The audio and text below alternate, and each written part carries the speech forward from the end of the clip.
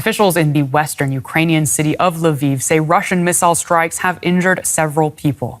The strikes hit a fuel storage facility on the outskirts of the city, which immediately caught fire.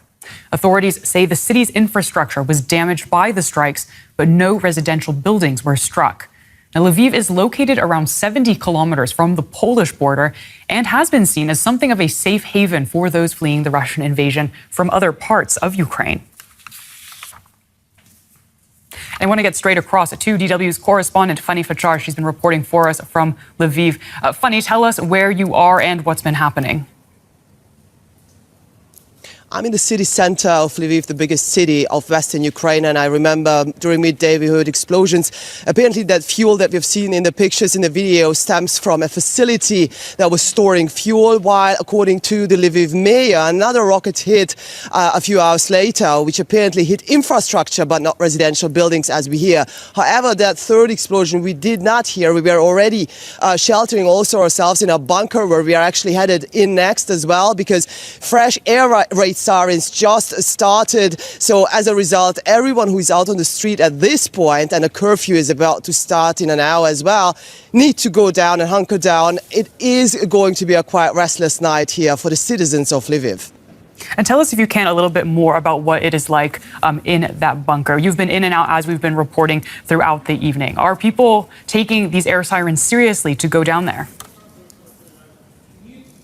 Depends really where you are. We have been traveling across many parts of Ukraine. Here in Lviv, really a relatively safe city. People, when they hear the air raid sirens or heard them before, some of them were more or less getting to the next coffee shop and getting their next latte macchiato, while others, especially elderly people, were looking for shelter. Also, a church just right in front of me here, there's still light in there. Some people are looking for shelter in a church. Very different reactions. But today, really, there is a change, because so far, even though there was a facility near the airport hit on March 18th, which is about 7 kilometers from here, but never so far, at least into the war, so close to the city center, several rockets hit Lviv.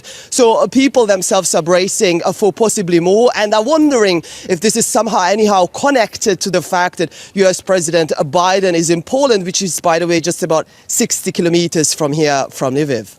And indeed, Lviv has been a haven for many people fleeing other parts of Ukraine to go to the relative safety of the West. What do you think these attacks do mean for a potential escalation of the conflict?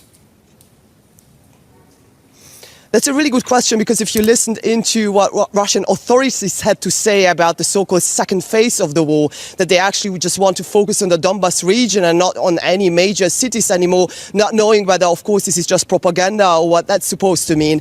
People really thought that in Lviv they are safe. Hundreds of thousands of people are stranded here because they didn't want to leave Ukraine yet. They thought that this is a safe place to stay before they can actually go back to their home cities, hoping that the war is going to be over maybe in a few weeks in a few months from now. But also millions of others have left Ukraine already. About 1/4 of the Ukrainian population is displaced. So that feeling, or that status quo maybe that some people felt Lviv has as a safe place, is definitely changing, because the war, the strategy of the war and those who fight it is changing as well. Fanny Fachar for us in Lviv in Ukraine. Thank you so much for your reporting. Please stay safe. Well, Ukraine has now seen a month of fighting that has left thousands dead and forced more than 10 million people to flee their homes. Now, Moscow has said it's shifting its focus to Ukraine's eastern Donbas region. While the Kremlin claims it has largely successfully completed the first phase of what it calls its military operation, some analysts say it could be a sign Russian President Vladimir Putin is trying to save face after failing to subdue Ukraine or capture its capital, Kyiv. But as Moscow changes focus, the human suffering from its invasion shows no sign of abating. Signs of spring greeted Kyiv on Saturday as Ukraine shakes off its winter and enters a new phase of war. There may be a change in strategy after Russian defeats, but there's little respite for those on the front lines of battle.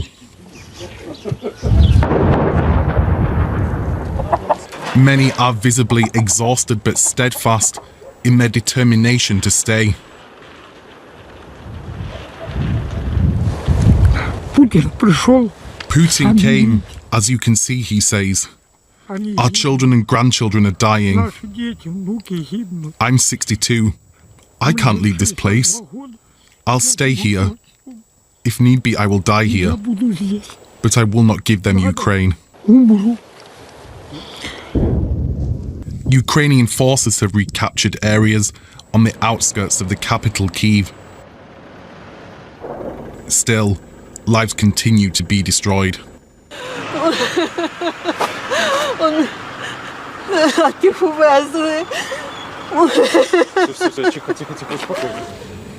At this hospital in Kharkiv, the wounded continue to arrive as Ukrainian forces come under heavy fire. По жилому дому. In Mariupol, the damage inflicted by Russian bombs is clear. Мариуполь, к сожалению. Unfortunately, nothing remains of Mariupol, and they're bombing it with savage weapons. This last week, there have been explosions like I've never heard before. They hit residential areas with rockets. Hundreds continue to flee Mariupol, saying goodbye to their decimated city and to those who must stay behind.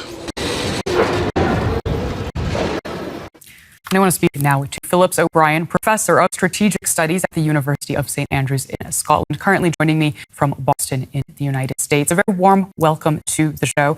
First, I want to ask you about Biden's remarks in Warsaw, Poland. Now, he said on Saturday that Russian President Vladimir Putin, quote, cannot remain in power. The White House already walking that back. Do you expect there to be consequences from this? I think if they walk it back quickly, I'm not quite sure what consequences Putin can do about it. I mean, he's got his military almost fully deployed in Ukraine or close to it, so he can't go to war with NATO. If he'd go to war with NATO, he'd lose in a heartbeat. So in some ways, Putin has no way to retaliate against it that wouldn't backfire on him. The White House, as you say, is already walking it back. So my guess is this will not be a major issue relatively soon. Okay, so with that cleared up, I want to ask you about the military situation. A high-ranking Russian military official said on Friday that Russia has completed the first stage of its operation and could now focus on what it called its main goal, the liberation of Donbass.